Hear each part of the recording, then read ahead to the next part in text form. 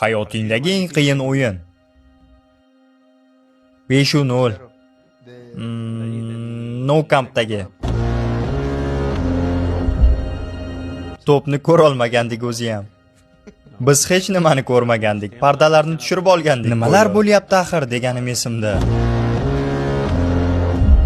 Yo'q xudoyim, Xavi, Iniesta, Pedro, hammasiga eng zo'r Barsaga qarshi o'ynashimiz kerak bo'lgandi-da o'zi ham.